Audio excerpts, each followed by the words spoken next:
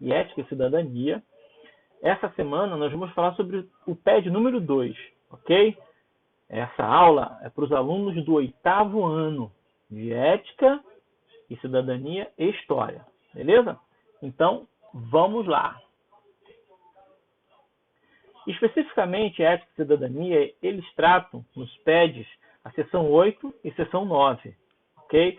Seção 8 geralmente é de História, tá? História, nós aqui, ou melhor, o texto, ele está discutindo conceitos de Estado, nação e governo. E comumente os nossos alunos, eles confundem uns com os outros, né? Mas são conceitos diferentes entre si, tá? Estado é uma coisa, nação é uma coisa e o governo é outra coisa. Embora façam parte, digamos assim, eles somam esforços em um mesmo objetivo, né? Então vamos lá. Eu vou ler o texto, ok?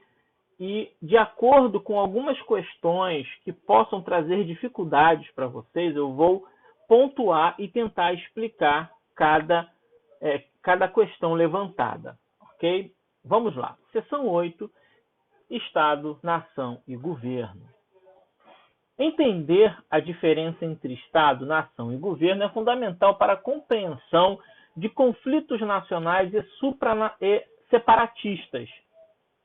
É comum haver confusão entre os conceitos de Estado, nação e governo. Muitas pessoas acreditam que tais expressões possuem o mesmo significado. Entretanto, trata-se de assuntos bem diferentes, daquilo que eu tinha comentado no início na explicação desse vídeo, certo? Por Estado, entende-se a unidade administrativa de um território. Não existe Estado sem território. O Estado é formado pelo conjunto de instituições públicas que representam, organizam e atendem, ao menos em tese, os anseios da população que habita em seu território.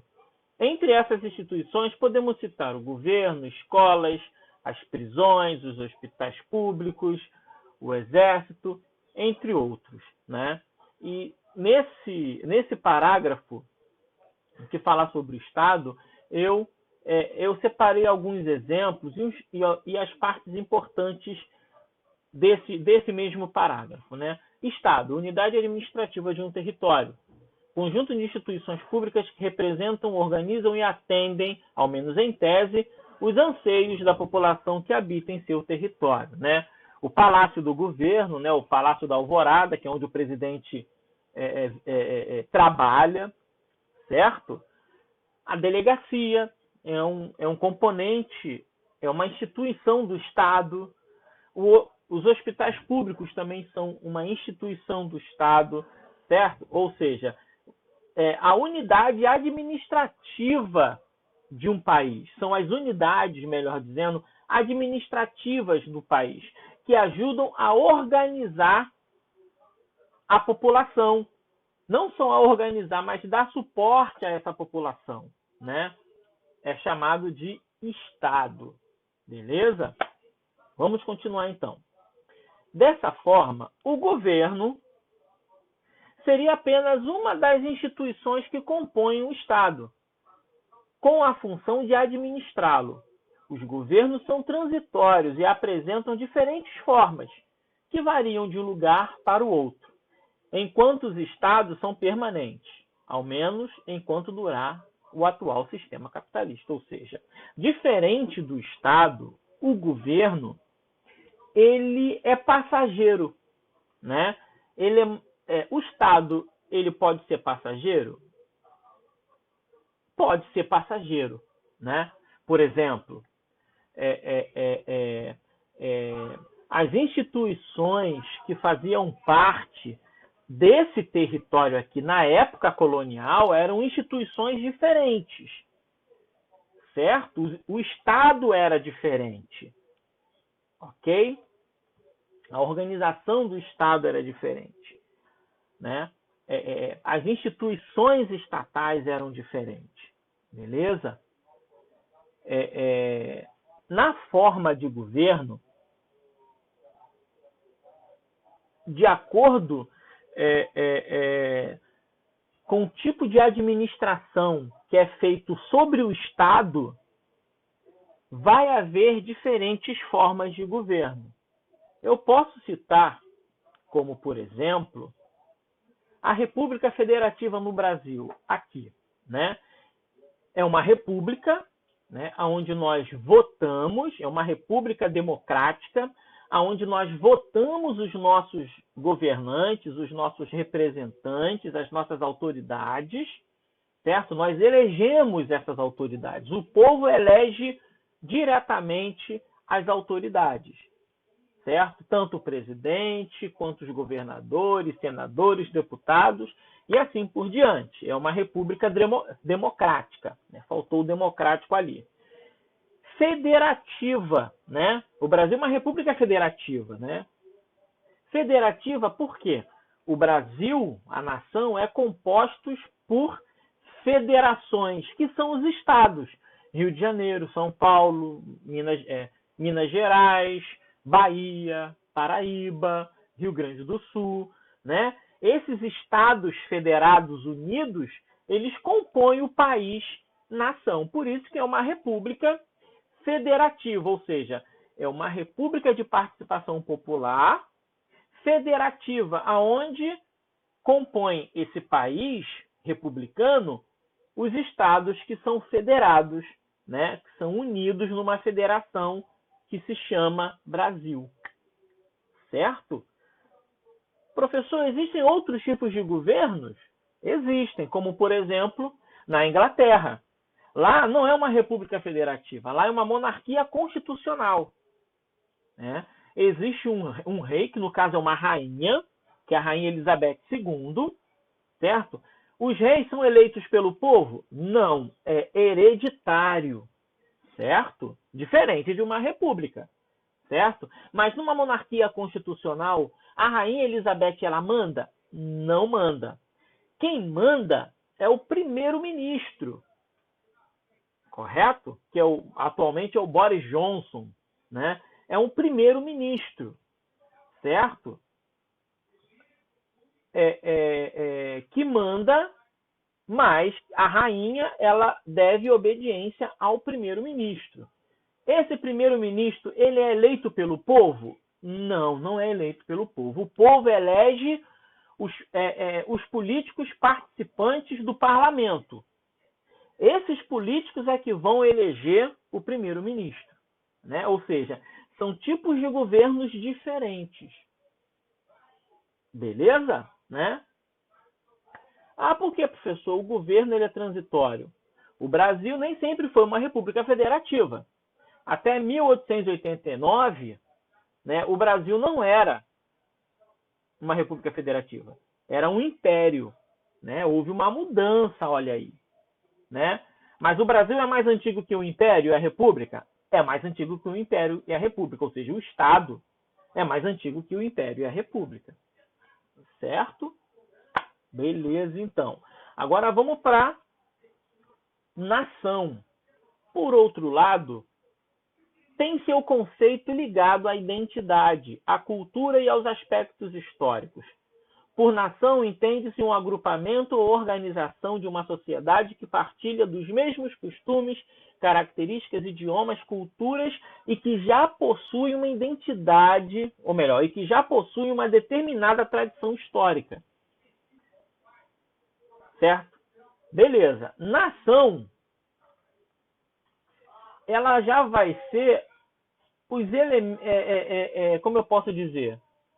Os elementos que compõem a identidade brasileira, que podem ser concretos ou subjetivos, né? Por exemplo, concreto é o próprio território brasileiro, né? É o próprio território demarcado, né? Que está ligado ao Estado, mas está ligado também ao conceito de a nação, né? Tá? Embora há nações sem territórios, que a gente vai ver logo depois. Beleza? Outro outro exemplo concreto, né, de nação. A nossa bandeira é um símbolo da nação, né? Agora, vamos falar de símbolos subjetivos. A nossa língua, que nos identifica como brasileiros, né? O português do Brasil. As nossas comidas típicas, né? Você não vai ver... quando se fala em feijoada, não vai se pensar em Alemanha, Argentina, vai se pensar em Brasil. Quando se fala em caipirinha, vai se pensar em Brasil. Quando se fala em samba, que surgiu no Brasil, vai se falar em Brasil, né? Vai se pensar em Brasil. Então, todos esses elementos, eles reunidos, compõem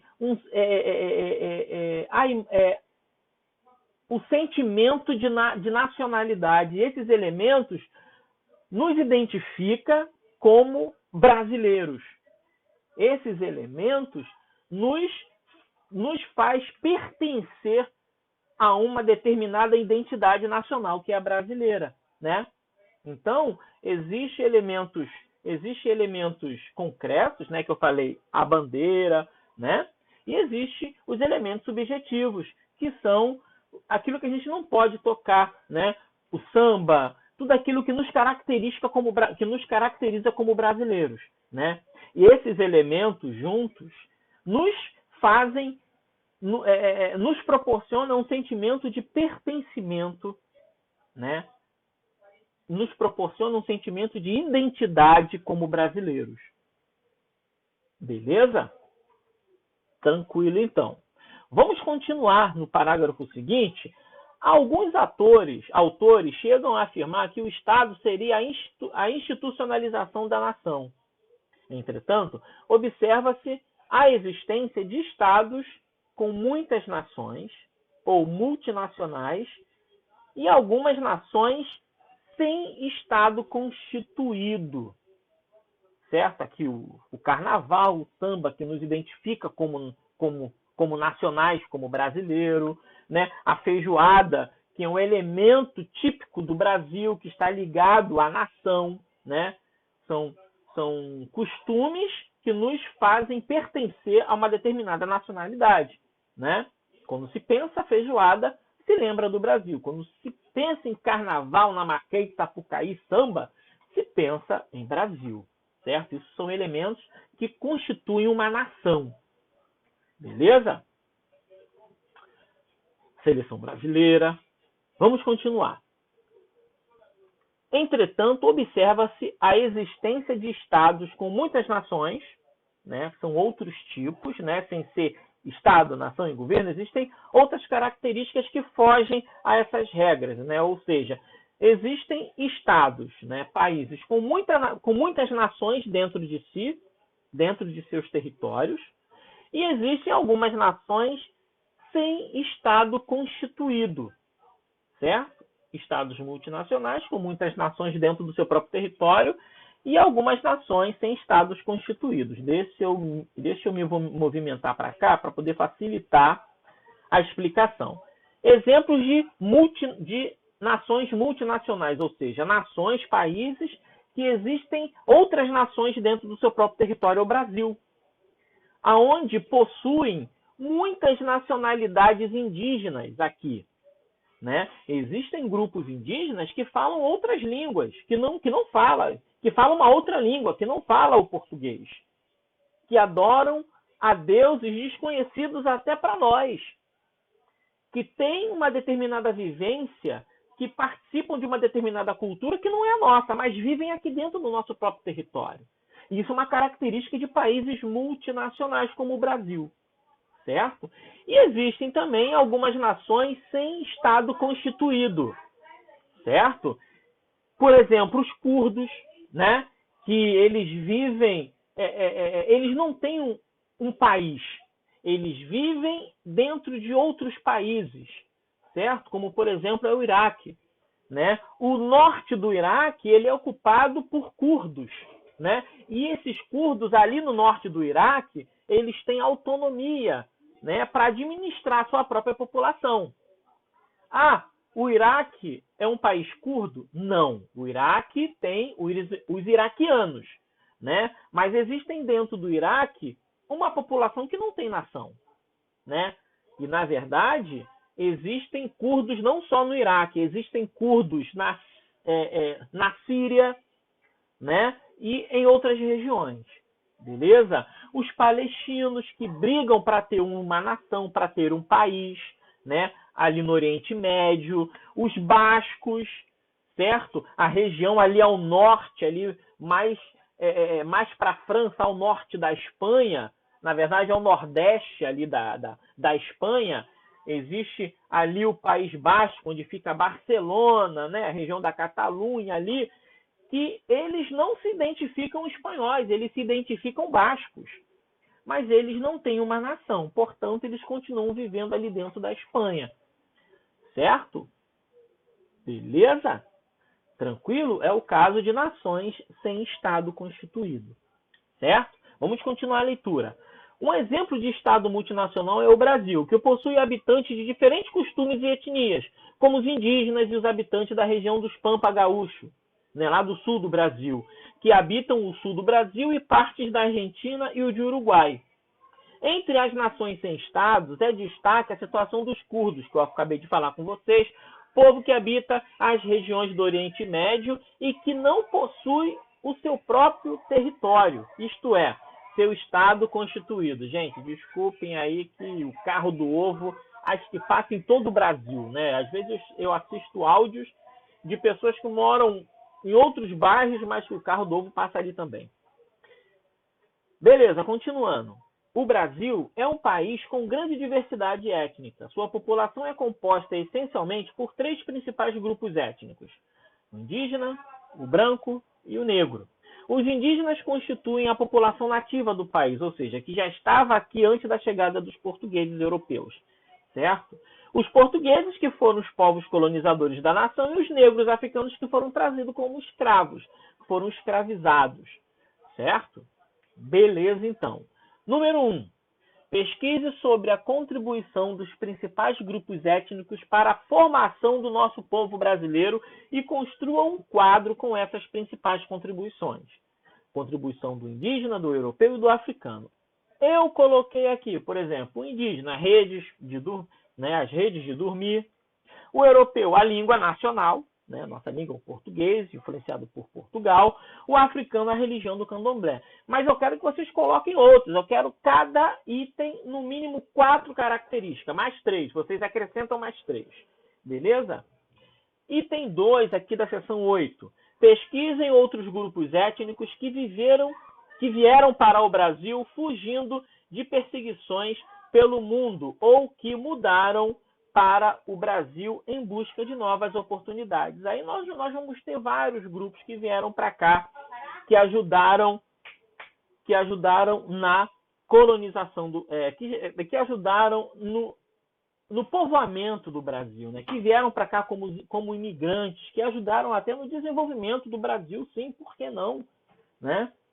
Eu quero que vocês identifiquem esses grupos étnicos no item 2, beleza? Tranquilo, então. Agora, nós vamos passar para a seção 9, que fala mais especificamente sobre ética e cidadania. Tá? Bom, a seção 9, ela vai falar, ela inicia, né? Deixa eu me mudar aqui para o cantinho de volta, né? Esse texto, essa seção, ela vai falar sobre a diferença entre conhecimento e sabedoria, certo? E vai falar de uma história em que tinha um sábio deitado na grama, lá tranquilão, de boa, né? E chegam dois monges próximos desse sábio e perguntam para ele: olha só, grande mestre Yoda, nós estamos discutindo aqui, né, a diferença entre conhecimento e sabedoria, né? Mas a gente não chegou num consenso, certo? A gente não chegou aí num consenso, né? E eu não consigo me expressar em palavras o que sinto para convencê-lo da diferença, né? Porque o outro entendia que era igual, mas ele entendia que conhecimento e sabedoria era diferente, certo? Aí o mestre falou o seguinte: olha só, vocês dois, coloquem feijões no sapato, nos dois pares, vão até aquela montanha lá, voltem amanhã, vocês me procurem que eu vou responder para vocês. Os dois foram, e no dia seguinte eles estavam lá.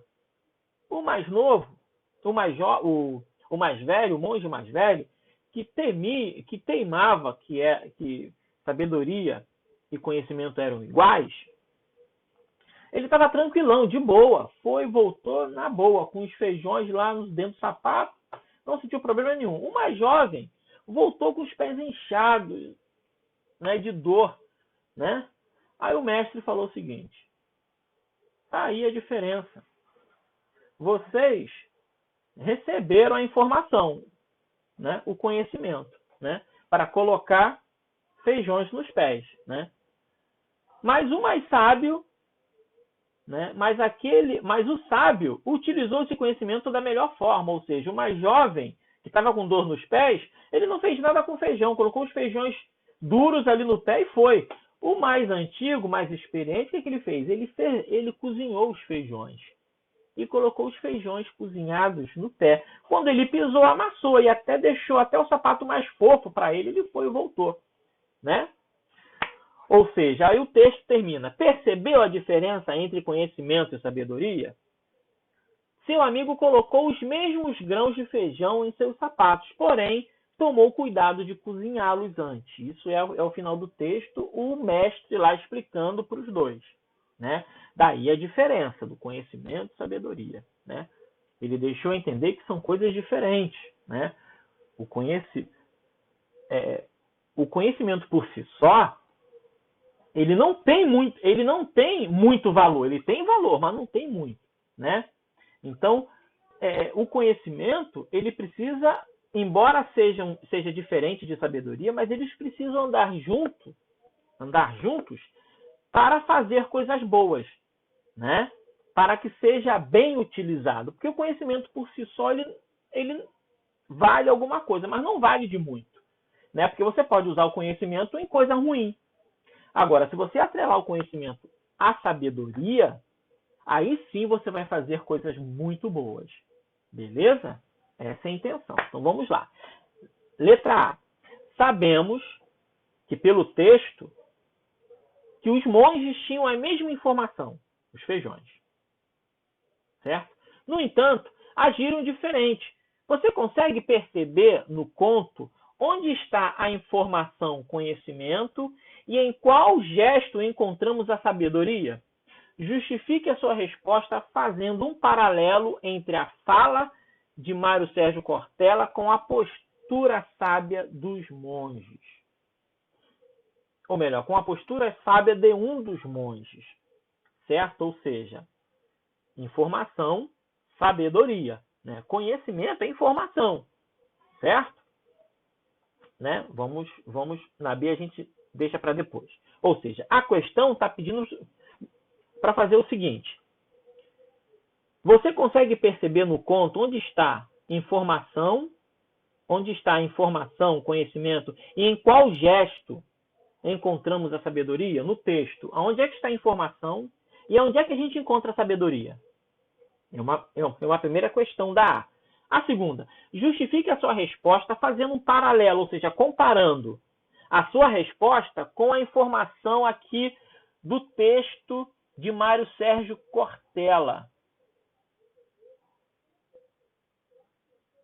Desse primeiro parágrafo aqui. Tá? Da informação de Mário Sérgio Cortella. Tá?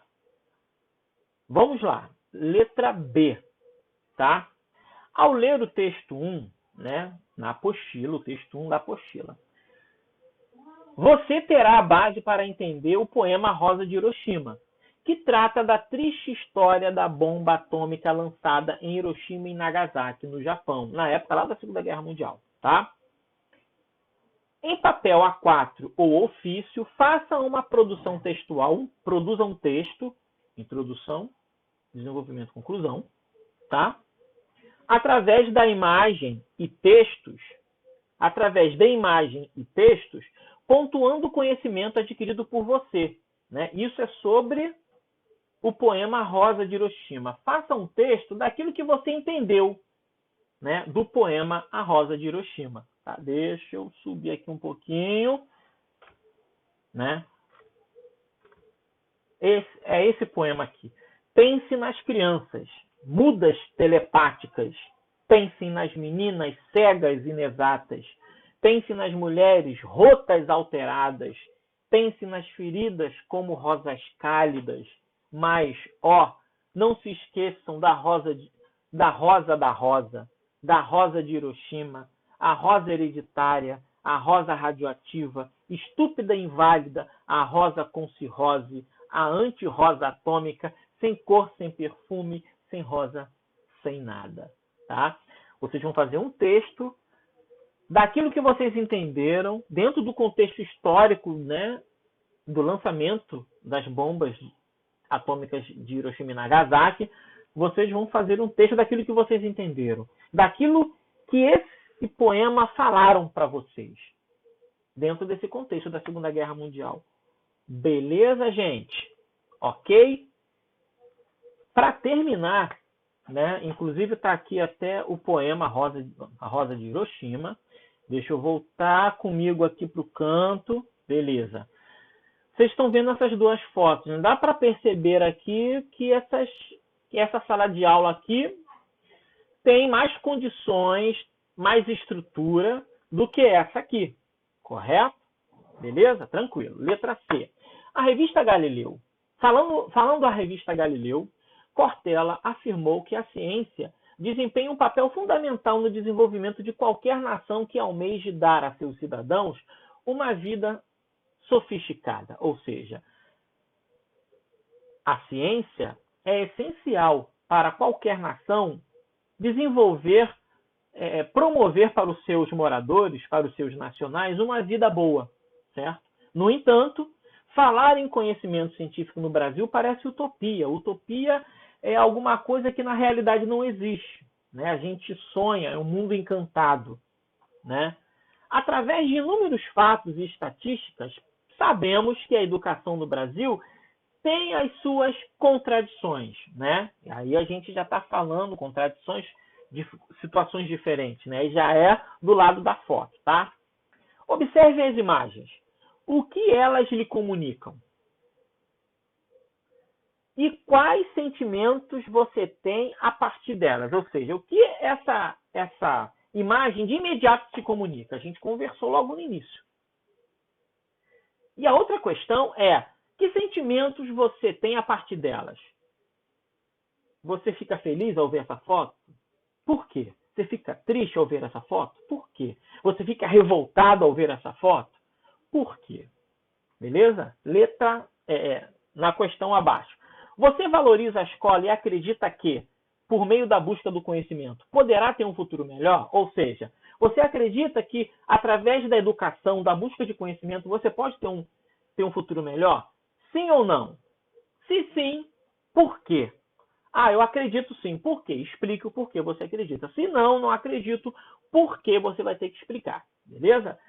Para finalizar, pesquise e registre. O artigo 215 da Constituição Federal de 1988, este direito do cidadão está sendo garantido à população brasileira, ou seja,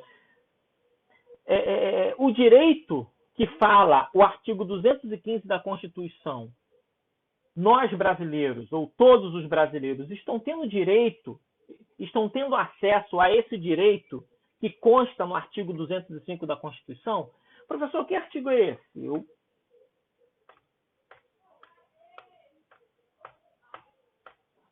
Pronto. Eu coloquei aqui para vocês. Tá? O que fala o artigo 205? A educação, direito de todos e dever do Estado e da família. Muita gente entende que é dever do Estado. Não, é da família. É os dois ali, ó. Estado e a família contribuindo para a educação dos seus filhos. Será promovida e incentivada com a colaboração da sociedade, visando ao pleno desenvolvimento da pessoa, seu preparo para o exercício da cidadania e sua qualificação para o trabalho. De novo, Artigo 215 da Constituição de 1988. A educação, direito de todos e dever do Estado e da família, será promovida e incentivada com a colaboração da sociedade, visando ao pleno desenvolvimento da pessoa, seu preparo para o exercício da cidadania e sua qualificação para o trabalho. Ou seja, esse direito é desfrutado por toda a população brasileira? Sim. Por quê? Não. Por quê? Beleza? Até a próxima semana, que nós vamos falar sobre o PED número 3. Um grande beijo e até mais.